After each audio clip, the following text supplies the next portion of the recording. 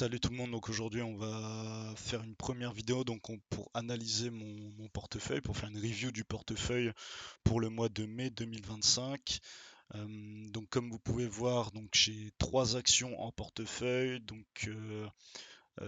j'ai un portefeuille actuellement, donc du coup il est valorisé un peu plus de 12 000 euros.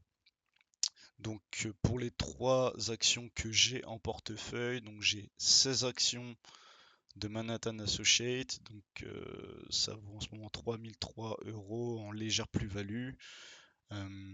Trois actions de Medpace Holding, donc ça en moins-value de moins de 77 euros et 23 actions de Qualis en plus-value de 174 euros.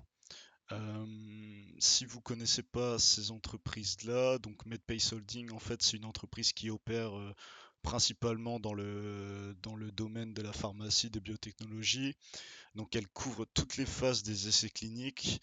Elle offre des services intégrés tels que la gestion des études, la surveillance des cliniques, la gestion des données, les soumissions réglementaires, ainsi que des services de laboratoire central, d'imagerie et de bioanalytique. En ce qui concerne Qualys, donc Qualys en fait c'est un pionnier des solutions de sécurité basées sur le cloud. Elle offre une plateforme intégrée pour la gestion des vulnérabilités, la conformité, la détection des menaces et la protection des applications web. Donc ces services, ils incluent la gestion des actifs, la sécurité réseau, la sécurité des applications web, la protection contre les menaces et la surveillance de la conformité. Donc plutôt une boîte euh, sur la cybersécurité. Et donc du coup Manhattan Associates, donc c'est une entreprise qui développe des solutions logicielles qui vont permettre, on va dire, d'optimiser la chaîne d'approvisionnement, la gestion des stocks et les opérations omnicanal. Donc elle a différents produits, hein, mais ils incluent des systèmes de gestion d'entrepôt, gestion des commandes, des points de vente et de l'engagement client.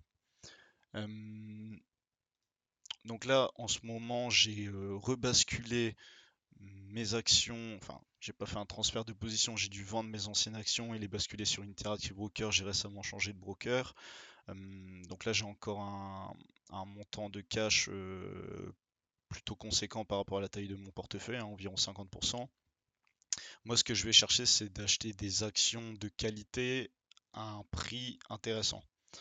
Euh, donc là, j'ai déjà trois actions où voilà, j'avais évalué que c'était des bons points d'entrée, en tout cas des prix qui me plaisaient plus. Euh, En tout cas, des valorisations aussi plus intéressantes au niveau du marché, parce que là, on sait que le marché est plutôt drivé vers le haut, notamment grâce aux valeurs technologiques.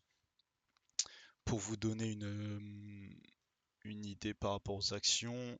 Donc là, par exemple, si on regarde Qualis, hein, qui fait partie de mon portefeuille, on voit voilà, qu'il y a une baisse plutôt conséquente du titre. J'avais acheté au niveau de la flèche verte. Donc voilà, là en attente. Je ne vais pas en rajouter pour le moment dans mon portefeuille. Au niveau de Manhattan Associates, c'est pareil, hein, il y a une grosse baisse du titre. Euh, donc le titre, il avait baissé de 55%. Donc depuis décembre 2024 au plus bas jusqu'en février 25. Donc voilà, moi j'en avais racheté au niveau de la flèche verte aussi. Voilà, c'était un prix où j'étais prêt à rentrer sur le titre. Et donc ça, on va dire qu'il est toujours à une valorisation qui pourrait m'intéresser, mais je souhaite pas renforcer ma position parce que le cash qui me reste, je vais plutôt le garder pour une baisse qui pourrait arriver dans les prochaines semaines, dans les prochains mois ou même dans les prochaines années. Voilà, je suis au courant que je loupe peut-être le coup d'opportunité, mais voilà, c'est un risque que je suis prêt à prendre et je préfère garder mon cash pour de futures baisses. En tout cas, je ne vais pas renforcer cette action-là. Euh, Ensuite, Medpace Holding. Donc là, c'est pareil, il y a une baisse hein, du cours. Depuis le point haut, on a perdu 35%. Voilà, moi je l'avais acheté aux alentours des 300. Donc là, c'est pareil, c'est un titre que je ne souhaite pas renforcer pour le moment. Je l'ai peut-être acheté un petit peu trop tôt, mais voilà, c'est pas un titre que je souhaite renforcer. Euh, J'attendrai aussi une baisse plus conséquente, potentiellement vers les 250-260 $. Pourrait plus m'intéresser pour re-rentrer sur le titre, ou en tout cas renforcer ma position.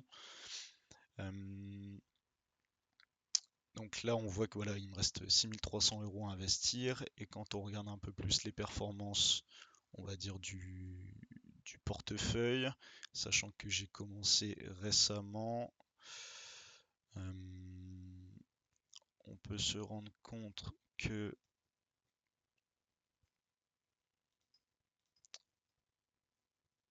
depuis le début que j'investis, qu'en fait moi je suis à moins 1,40%. Sachant que je me suis référencé au S&P qui est à 4,25%, donc là je prends quand même 5 points de base, 5 points d'écart par rapport à l'indice dans lequel je vais me comparer, sachant que l'objectif à long terme c'est du surperformer par rapport au S&P. Donc le S&P, hein, je vous rappelle, qui va regrouper les 500 plus grandes entreprises américaines. Donc là voilà, par rapport au mois précédent, il y a des mois où je surperforme, il y a des mois où je sous-performe. Quand en novembre 24 j'ai surperformé, je faisais 7%, tandis que le S&P en faisait 5%. Il y a aussi des mois où en fait je souffrais moins que le S&P. Donc voilà, il y a des mois où par contre je souffre plus, et en moyenne sur la durée du début de l'investissement, voilà, j'ai 5% d'écart par rapport au S&P. Donc là, l'idée, ça va être d'attendre euh, des points d'entrée intéressants sur les entreprises que je souhaite acheter. Et donc voilà, je vous tiendrai au courant des achats que je vais faire. Et voilà, on se retrouve pour une prochaine vidéo. Bonne journée.